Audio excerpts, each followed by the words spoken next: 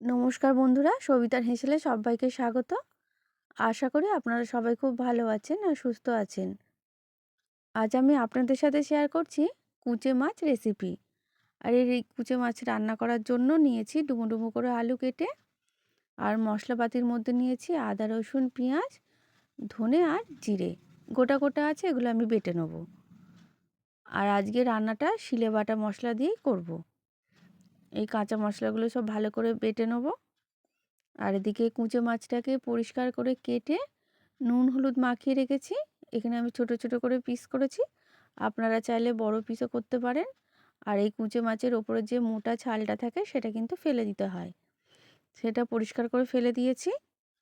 আর এদিকে শিলে মশলাটা বেটে নিচ্ছি। শিলে বাটা মশলা তরকারিটার স্বাদটা আরও বাড়িয়ে দেয়। আসুন এবার আমরা রান্নাটা শুরু করি। এদিকে আমি সাদা তেল দিয়ে দিয়েছি কড়াই।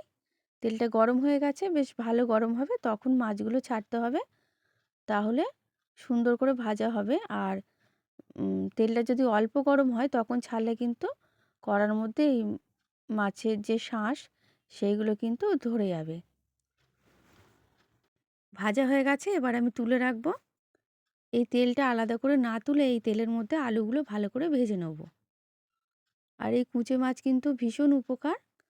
আপনারা ছোট ছোট বাচ্চাদের এই কুচে মাছের ঝোল হালকা আদা জিরে বাটা দিয়ে খাওয়াবেন, খুব উপকার আর প্রোটিনও ভর্তি থাকে। আমরা ছোটোবেলায় আগে অনেক খেয়েছি, এখন আর সেইভাবে পাওয়া যায় না, মানে আমাদের এখানে খুব একটা পাওয়া যায় না। পেয়েছি তাই জন্য আবার রান্নাটা করছি। আলুটা ভাজা হয়ে গেল, আলুটাকে আর আমি আলাদা করে তুলে নিই। এই ভাজা আলুর মধ্যে দিয়ে দিলাম মশলা বাটাটা। মশলা বাটাটা দিয়ে ভালো করে আলুটাকে কষিয়ে নেব। যেরকম করে আমরা মাংস রান্না করি সেরকম করে কিন্তু রান্নাটা করব। এই যে অল্প জল দিয়ে আর একটু ভালো করে কষিয়ে নিচ্ছি, যাতে কাঁচা মশলার গন্ধটা বেরিয়ে যায়। এরপর এর মধ্যে দিয়ে দিলাম পরিমাণ মতো হলুদ গুঁড়ো আর স্বাদ মতো নুন, আর সামান্য জল দিয়ে দিলাম, দিয়ে এবার ভালো করে নেড়ে চেড়ে দিচ্ছি।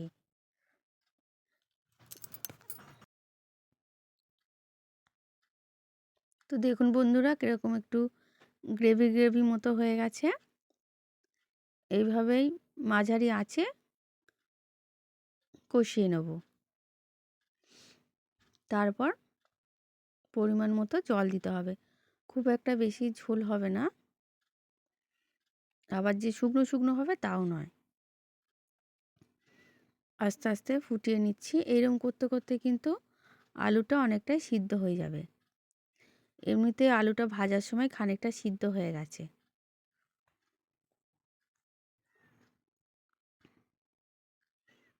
এই যে আবার একবার নেড়ে চেড়ে দিচ্ছি। এইভাবে কিন্তু মশলাটা কষিয়ে নেব। এরকম কষার মধ্যেও কিন্তু আপনারা মাছগুলো দিয়ে শুকনো শুকনো রান্না করতে পারেন। রুটি দিয়ে খেতে খুব ভালো লাগে, আবার শুকনো ভাত দিয়ে খেতেও ভালো লাগে। এরপর আমি মাছ ভাজাগুলো দিয়ে দিলাম, দিয়ে মশলার সাথে আলুর সাথে আর একবার ভালো করে কষিয়ে নেব। আপনারা দেখতেই পেলেন আলুটা কিন্তু সুন্দরভাবে গলে গেছে। আর এই মাছের কিন্তু কাঁটা নেই, একটাই কাঁটা মাঝখানে, আর মাংসের পরিমাণটা বেশি।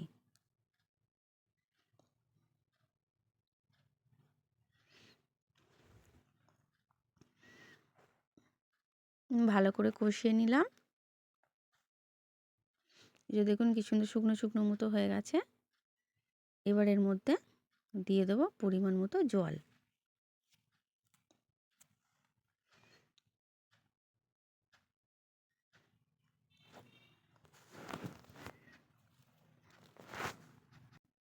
এই তরকারিটা যারা ভাতের পরিমাণটা একদম কম খান, ভাত খান না বললেই চলে, তারা কিন্তু রুটি বা পরোটা দিয়েও খেতে পারেন।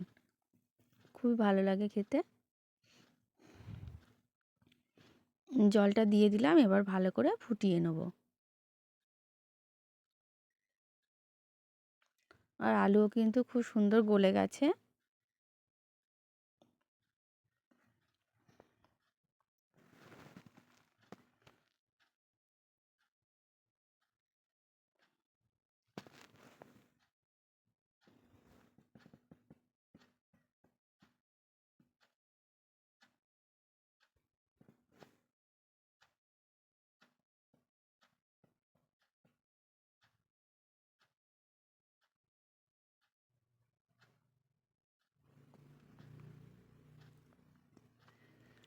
এবার আমি দিয়ে দিচ্ছি গরম মশলা গুঁড়ো। ঘি দিতে লাগবে না, একটু গরম মশলা গুঁড়ো দিলেই হবে। কাঁচা গরম মশলাও আপনারা বেটে এর মধ্যে দিতে পারেন, তাতেও কোনো অসুবিধা নেই, খেতে ভালোই লাগবে। তো বন্ধুরা, একদম তৈরি হয়ে গেছে কুচে মাছ রেসিপি। আপনাদের কীরকম লাগলো কমেন্ট বক্সে জানাবেন। আর আমার এই রান্নাটা যদি আপনাদের ভালো লাগে, আমার চ্যানেলটি সাবস্ক্রাইব করে আমাকে এগিয়ে যেতে সাহায্য করবেন।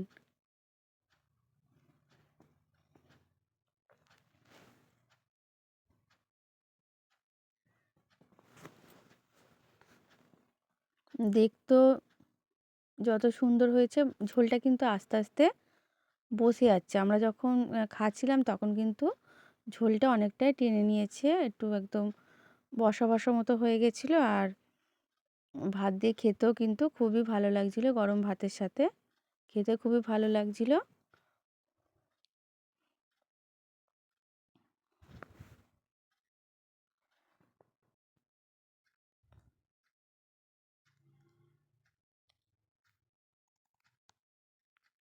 ফিরে আসছে একটা নতুন ভিডিও নিয়ে।